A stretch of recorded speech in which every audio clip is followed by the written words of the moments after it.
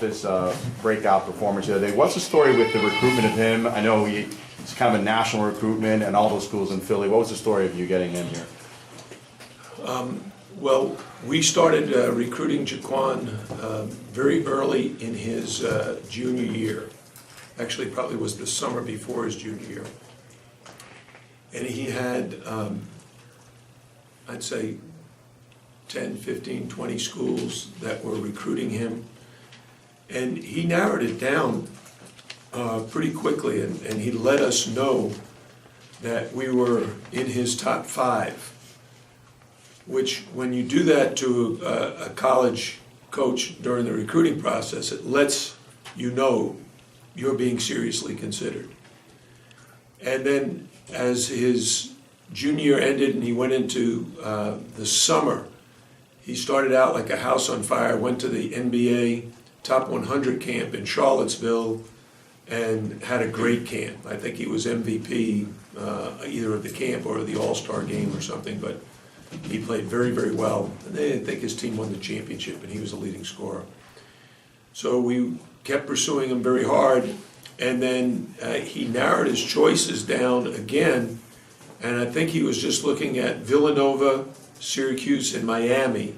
I'm not sure in what order, but I do know that it became very clear that when Syracuse took a commitment and Villanova took a commitment, that Jaquan's interest in Miami dramatically increased. So he came on his visit and basically committed very, very early in September. And just to follow up on that, he has only shot attempted only one three-pointer. What type of player do you see him as? A combo guard, true point guard? Can you describe his game a little bit? Yeah, he's really a combo guard, but really what he is just an attacking guard. He's really good at going to the basket. He's terrific in the open court. He's a very good layup maker. He's working very hard on his jump shot and his three-point shot. But it's been my experience with players, especially I had a player by the name of Antonio Daniels, who I think he only took 1 or 2 threes in his freshman year, but by his senior year, he was the leading three-point shooter amongst guards in the country. Certain parts of your game develop at a different time, and so he's so good at driving the ball to the basket that his jump shooting is a little bit behind his driving. Kenny Anderson was that way. He was such a great driver at Archbishop Malloy High School. He never really worked on his jump shot until he got to college. And the last thing on him, I'll let other people. But did you sense that was coming, that breakout game against Notre Dame? Yeah, actually, when Joe Zagacki, our radio announcer, asked me before the Duke game who I thought was going to play well, and I said, well, Jaquan's been really practicing well. He and James Palmer will probably play well. Jaquan played very well against Duke, and then even better against Notre Dame. What are you expecting from NC State? They beat Duke also, so they're obviously a really good team. What are you expecting from them? I really believe that NC State is the most talented, athletic team in our league. They have not only a great starting unit, but terrific players off the bench. They have the unbelievable ability to make shots that most coaches think are bad shots. Their guys make them all the time, so you can't say it's bad. So they're as good as any team, probably in the country, but definitely in our league, of scoring the basketball off the bounce. There are 3 guards who start, Cat Barber, Trevor Lacey, and Ralston Turner, about as hard to guard as any backcourt in America. So how do you think you match up with them? Well, we have good guards too, but it's a real challenge because the thing they do so well, especially Lacey and Turner, is they shoot threes. And that's been a real bone of contention as to an area we need to improve is three-point field goal percentage defense. We haven't been good at that all year long, and we saw that against Notre Dame in the second half, and hopefully we'll do a better job against NC State. That's what I wanted to ask you about with those two guys, because they shoot like 45% or something silly like that. And you can't, I mean, they're gonna have the basketball, so you can't limit everything there. I mean, is the idea to run them off the line? Is the idea just absolutely make sure you contest? I mean, what is the plan with those two? Well, the thing about Trevor Lacey specifically is he has got very good ball skills and one-on-one ability. So if you go out and pressure the three too much, he just goes by and scores at the rim.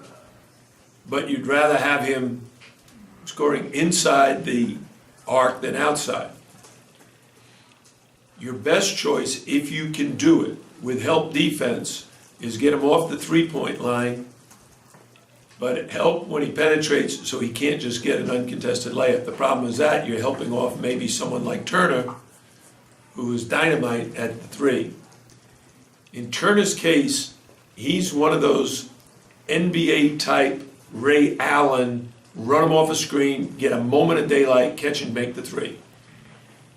That is very, very hard to guard. It normally requires some size, because if it's a smaller guy, he catches and shoots over you, even if you've played incredibly good defense. At least a bigger guy might be able to contest the shot. Turner gave us fits last year in the ACC tournament. Oh, this is a very good team, very talented offensive team. This run that you're on right now, with, I mean, even by ACC standards, does this stretch just seem incredibly daunting? You mean that every team is a past national champion? Something like that. You know, I mean, you look, Duke's won a national championship, NC State's won national championships, Syracuse won national championships, Louisville's won national championships. I mean, the quote-unquote easy game was BC in there, and that wasn't an easy game, of course. So, I mean, is this as... There are no easy games in the ACC, home or away, because everybody's got like NBA talent. You know, Olivier Hanlon, I think, is an NBA point guard. So that's why I've said this over and over again to our team, to the media. Being good is about being consistently good. You can play good defense for a while, but if you're not consistently good, someone all of a sudden, like Notre Dame was 2 for 11 at half.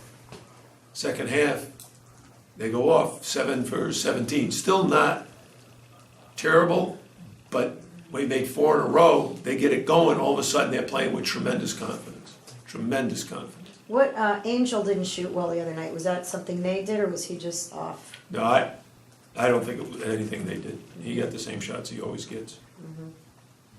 Is he good at kind of getting over that? We're gonna Getting over find bad out, shooting aren't we? night? I'm gonna be talking to him today at 2:15. Coach, Angel and Sheldon, 2 transfers leading the program in scoring, and they both committed to come here at a time when things weren't certain here. You hadn't had the official sanctions announced yet. What did that say, the leap of faith that they made coming to this program at that point? Well, I think the first thing it said is Angel Rodriguez was looking for something very specific. And I would say the major reason is get back to Miami. And he watched us play, liked the way Shane Larkin played, talked to his high school coach who kind of shared with him the philosophy here and our approach. And he felt very, very comfortable. He was looking for new surroundings. In Sheldon's case, as fate would have it, we played in Austin, Texas, where he is, was a student athlete, and he watched us play, and he thought, boy, I like the way they play as well, and now that they have Angel Rodriguez, I think we could be a great combination. So the fact that we were sent to Austin, Texas helped us, and the fact that Angel Rodriguez committed to us before Sheldon did had a dramatic impact. And they both have made the great transition. They took a leap of faith, and we've responded by giving them a lot of responsibility, and they both have played great. What is your assessment of Angel's game the other night? What do you think happened with him? Against Notre Dame? I think he missed a couple of shots early, and normally in his case, he bounces back in the second half, and he wasn't able to do it. I think he just, some nights you have the juice, and some nights you don't. If we could, as coaches, figure that out, that we have energy and really could be highly motivated every single game. What happens to players oftentimes, and you guys are to blame for this, It's always our fault. it is. Everybody made such a big deal about the Duke win, the media, that the focus is hard for a young kid to go from the Duke game to the next game easily. Right? So we went from Boston College win to Duke very, very quickly. Primarily because no one made a big deal about us beating Boston College, although to me, that win is one and the Duke win is one. They're all equal, although everybody knows if you beat a top 5 team in the country, that's pretty special. Well, the problem with that is the aftermath, the psychological aspect of keeping your mind in the past rather than immediately directing it towards the future. So if Michelle writes a negative story, it's gonna help the Hurricanes then? No. I know, we try to keep it very positive around here. Did the inverse hold true after the Eastern Kentucky game? Did the what? Did the inverse effect hold true? I mean, if it was hard for kids to get past Duke because of not just us, but there had to be a lot of buzz Yeah. about that game. When you have a bad one, we just had one of those nights where the other team just comes out and makes 16 threes or whatever it was that night. Is it tough for kids to get past that element too? Like not thinking you're too good after a great win, not thinking you're too bad after a bad loss. Well, I think it's actually easier to put a game that you got blown out of your mind for a player, not for a coach. For the player, they kind of chalk it up, well, we just didn't get ready, we didn't play well, we'll bounce back. They maintain their confidence pretty well in that. It's much tougher if you lose like by a point. The double overtime loss to Virginia was much harder to swallow because we had it in our fingertips. The Eastern Kentucky, I don't think it shattered our confidence. I think it sent a message that we better play harder. In the game against Notre Dame, is it a test of wills between the coaches as far as Yes. going small, going big, and taking out Tanya Jakiri and then Yeah, going... Mike Bray won the battle. He did. I mean, the discussion afterwards for my coaching staff and I was, should we have changed the defense that would have allowed us to keep Tanya in the game or play bigger guys? But the last time we zoned in practice, the green team, our second unit, beat the first team in a half-court game that it's make it, take it. You know the expression, make it, take it. So if you score, you keep the ball. They got beat 39-0. Doesn't give you a lot of confidence we can switch to a zone. So I wasn't about to switch. I needed to switch personnel and try to match up with them better, which we did. And that wasn't a mistake. It wasn't that that was wrong. It was that Notre Dame was just still on fire. And we scored 70 points. Our offense was good enough to win the game. Our three-point shooting defense wasn't good enough. Jim, how does the role of the big man change against NC State? Well, we'll start with two big guys, and we'll play big guys. Yvonne, Cruz, Ucita will play a lot more tomorrow night than he did against Notre Dame. And Omar will likely be in the starting lineup. And Joe Thomas will probably get a nod very early in the game too, against a team as big and strong. If you look at their roster weights, they've got BJ Anya is, I don't know what they list them at, but he's 300. And then you've got Kyle Washington, who's 235, 240. Abdu is 245, 250. Freeman, 230 to 240. I mean, they are huge bodies compared to us. But our big guys, Tanya's 240 and Omar's 250, 255. Yvonne is 235, 240. Joe is 230. So we've got enough bulk they're a little bit more athletic with that bulk. You know, they jump higher than we do.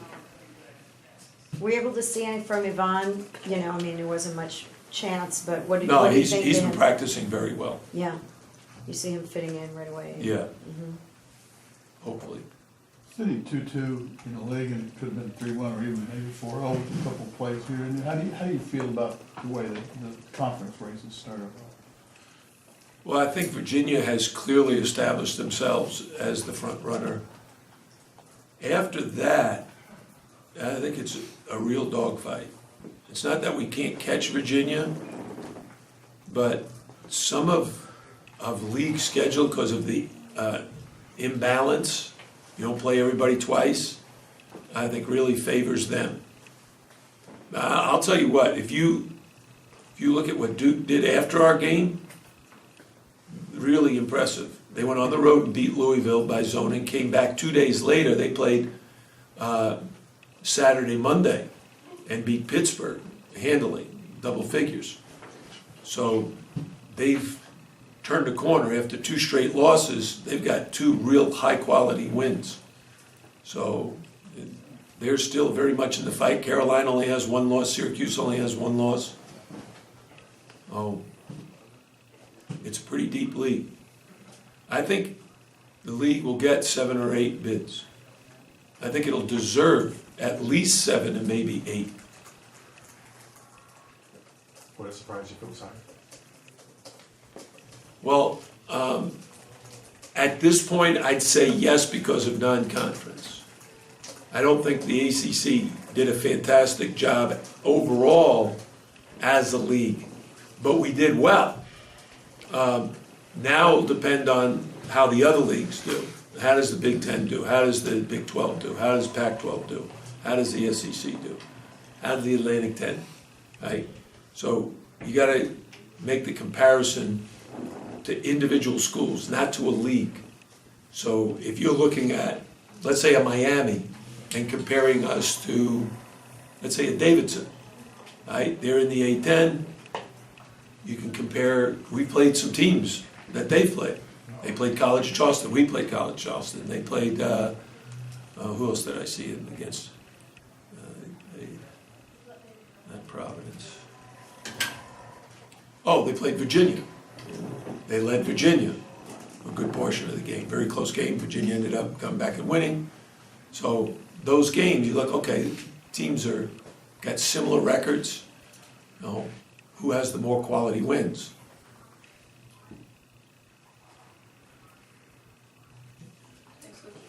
Thank you. Thank you.